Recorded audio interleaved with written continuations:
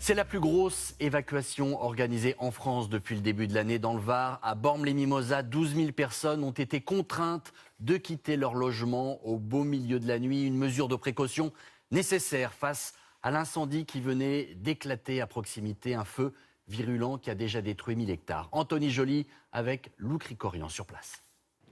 Sur plusieurs kilomètres de long, les collines de Bormes-les-Mimosas dévorées par les flammes. Toute la nuit, le feu s'est rapproché dangereusement des habitations. Ce dépôt de caravanes et de camping-cars n'a pas résisté à la violence de l'incendie. Donc j'ai ouvert les volets et là on s'est retrouvé face à un mur de flammes au niveau des cyprès là. Voilà. Donc à partir de là, on n'a pas cherché, on n'a pas pris l'affaire et quoi que ce soit, on a pris notre fille de 9 ans, les 2 chiens, on est parti. Le dépôt est entièrement détruit. Une nuit d'angoisse pour Bormes-les-Mimosas. Dans la région, 12 000 personnes évacuées et plus de 1500 accueillis dans ce gymnase. Principalement des vacanciers qui dormaient dans des campings quand l'incendie s'est déclaré. À minuit, on dormait déjà. Alors, quand on a entendu à l'eau-parleur qu'il fallait partir, on ne sait pas quoi prendre, on est parti vite, quoi. Avec les voitures, on est venu là, voilà. Tous ont passé la nuit ici. Très peu ont réussi à dormir. C'est plutôt bien passé, on a fait plutôt une nuit blanche. T'as pas dormi du tout? Un peu. On a plutôt joué surtout. Là, t'es pas trop fatigué ce matin? Non, ça va. Je suis en pleine forme tout le temps. Tandis que les Canadaires survolent Bormes-les-Mimosas ce matin. Pour le recensement, mettez-vous par ligne s'il vous plaît. On essaie de faire des belles lignes. L'heure est au recensement. C'est la procédure dans ce genre de situation exceptionnelle. Nom, prénom et éventuels traitements médicaux sont notés. Je recense toutes les personnes et celles qui peuvent rester, celles qui peuvent partir que ceux qui sont sur Toulon. Sinon, tout le reste sont obligés de rester ici, comme la plupart viennent de camping. À quelques mètres de là, certains regardent avec appréhension les reprises de feu. Dans ce camping, les premiers vacanciers reviennent, soulagés.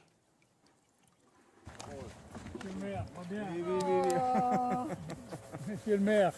Mais la maison est là, est là. C'est fini, il est maire d'une ville en Allemagne. Et c'est fini. Le feu? Ouais, terminé. Oui? Ouais, c'est fini. Ok. Mais la plupart préfèrent rester prudents. Il y a les Canadaires qui tournent, il y a les pompiers qui sont là. Et puis on a les voitures prêtes à repartir au cas où. À midi, le vent soufflait encore très fort. Plus de 1000 hectares ont d'ores et déjà brûlé. Et c'est Olivier Théron que l'on retrouve en direct de Bormes-les-Mimosas. Bonjour Olivier, sait-on quand toutes ces personnes évacuées pourront regagner leur domicile, que ce soit une maison ou bien un camping? Où en est le feu, Olivier? Bonjour, les 12 000 évacués ne peuvent pas encore regagner leur maison ou leur camping. Le chef des opérations de secours me le disait il y a quelques instants. Probablement les habitants des maisons pourront rentrer chez eux dans l'après-midi, mais ça n'est pas sûr. Quant aux résidents des campings, il va falloir attendre que le feu soit véritablement sous contrôle. Car pour l'heure, il est circonscrit, stabilisé dans une zone géographique, mais encore très actif par endroits. On l'a constaté sur le terrain, chaque rafale de vent enflamme des bouts de collines. Et pour les pompiers, même s'ils sont 600, la superficie à contrôler est très importante. Il y a plus de 13 000 hectares de brûlés ici. Oui, on distingue bien cette activité du feu juste derrière vous, Olivier. Alors, regardez cette carte, 5000 hectares ont brûlé ces derniers jours. Les départs de feu se multiplient et ce, malgré l'appel à la vigilance des autorités qui ont placé plusieurs départements en alerte maximale aux incendies. Un nouveau foyer est d'ailleurs déclaré dans les environs de Peigné, dans les Bouches-du-Rhône. On l'a appris il y a quelques minutes. En tout cas, c'est sûr, les pompiers ne savent plus où donner de la tête. Ambroise Boulès avec Christophe Larocca. Bientôt 48 heures que les pompiers combattent cet incendie parti d'Arctique dans le Haut-Var. Le feu a déjà parcouru 1700 hectares de végétation, la surface de 5 arrondissements parisiens. On va traiter tout ce qui est lisière, parce qu'ils annoncent du vent plus fort pour le reste de la journée. Et il ne faut pas que ça dégénère, quoi. C'est un travail de fourmi là?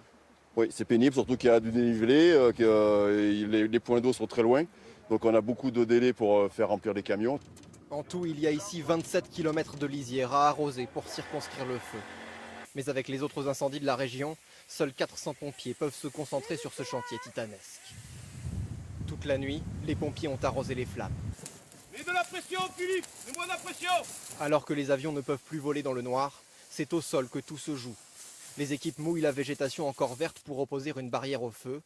La nuit est froide, c'est un atout Mais cela ne suffit pas à réduire l'incendie. Le problème, c'est que le feu il s'est étendu de multiples façons, sur différents flancs. Et étant donné qu'il est très étendu, il nous faut énormément de moyens de façon à pouvoir arriver à le contrôler. Des moyens humains et matériels réduits par les circonstances, même si les sapeurs-pompiers du Var viennent de recevoir l'aide de renforts extra-départementaux. Toute la journée, ils continueront de lutter contre les reprises pour tenter de maîtriser enfin ce feu de forêt. Et c'est Ambroise Boulès que l'on retrouve dans le Var à Saint-Maximin, la Sainte-Baume. Bonjour Ambroise. Alors on vient de l'apprendre, donc nouveau départ de feu près de Peigné dans les Bouches-du-Rhône. Avez-vous des informations sur ce foyer ? Oui, ce feu est parti vers 10h ce matin dans le secteur de Peigné, donc c'est à l'est d'Aix-en-Provence, dans les Bouches-du-Rhône. 300 pompiers sont déjà engagés et le feu aurait déjà parcouru plus de 50 hectares. Ce nouveau feu est symptomatique des difficultés auxquelles sont confrontés les sapeurs-pompiers de la région, avec des départs sans cesse, des nouveaux départs de feu qui les empêchent de concentrer tous leurs moyens sur un ou quelques incendies et donc qui empêchent d'avoir la réponse la plus efficace face à ces incendies.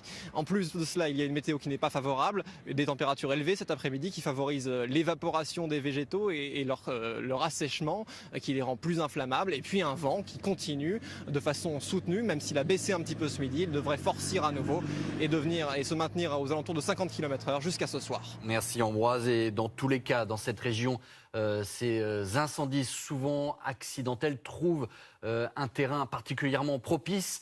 En Corse, les enquêteurs privilégient la piste criminelle, au moins pour un feu qui a détruit une vingtaine d'hectares dans le sud de l'île. Un homme a d'ailleurs été placé en garde à vue. Sophie Rodier avec Julien Cholin et Frédéric Serruli. Sur des kilomètres, plus un arbre, plus un coin de végétation. Tout est calciné. En 2 jours, l'incendie a ravagé 1800 hectares en Haute-Corse. Cette bergerie, à la frontière du feu, a résisté. Au lendemain de l'incendie, on voit clairement la trace des flammes qui ont léché les maisons. Ces habitations ont été sauvées de justesse. J'ai été dans la maison et d'un seul coup, c'est devenu orange. Donc je suis sortie et j'ai vu les flammes, mais qui étaient tout en haut de la montagne. Et puis après, ça s'est propagé très très vite. On a été évacués par les pompiers. La panique totale. La panique, un mouvement de panique, et puis on a été évacués. Voilà, et pas de dégâts à la maison, heureusement. Pour l'instant, le feu est contenu mais toujours pas maîtrisé. Les pompiers sont toujours sur place. Leur crainte, des foyers qui se rallument dans les zones inaccessibles par la route. En Corse du Sud, moins de dégâts. 20 hectares de maquis ont brûlé hier. Un homme soupçonné d'être à l'origine de l'incendie a été arrêté. Il est actuellement entendu par les gendarmes. Le ministre de l'Intérieur, qui s'est rendu hier soir au PC des pompiers, a lancé des consignes de sécurité.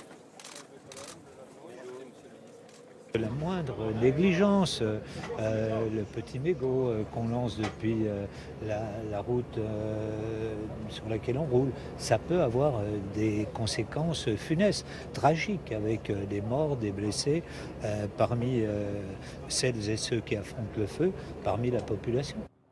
Incendie d'origine accidentelle ou criminelle, plusieurs enquêtes sont actuellement en cours pour déterminer ce qui a provoqué les incendies. Et c'est Julien Cholin, notre envoyé spécial en Corse. Bonjour Julien, vous êtes à Bigoulia. Quelle est la situation sur le front des incendies qui frappent l'île de Beauté depuis le début de la semaine maintenant ? Eh bien écoutez Nathanaël, le principal incendie, celui où je me trouve, qui est proche de Bastia, est contenu, mais les pompiers précisent qu'il n'est pas encore tout à fait maîtrisé. Il faut comprendre que les flammes ont parcouru des kilomètres et des kilomètres. Résultat, eh bien encore aujourd'hui, il y a plus d'une 50aine de points chauds, encore fumants, que les pompiers doivent surveiller de près. C'est un travail titanesque qui va prendre plusieurs jours, avec l'appui encore ce matin des hélicoptères, voire même des Canadair qui effectuent plusieurs rotations. L'important maintenant, c'est de veiller à ce que le feu ne reprenne pas. Pour l'instant, les conditions météorologiques sont plutôt bonnes. Le vent est tombé, mais il pourrait reprendre demain en fin d'après-midi dans des proportions tout de même bien inférieures à ce qu'a connu l'île en début de semaine. Voilà pour le point sur les incendies en France. Situation similaire au Portugal, où les incendies prennent de l'ampleur. Dans le centre du pays, une vingtaine de villages encerclés par les flammes, ont dû être évacués hier soir. 3300 pompiers sont désormais mobilisés pour tenter d'enrayer la progression du feu. Vous découvrez ici les images de Massao, où la progression de l'incendie est jugée très préoccupante par les autorités.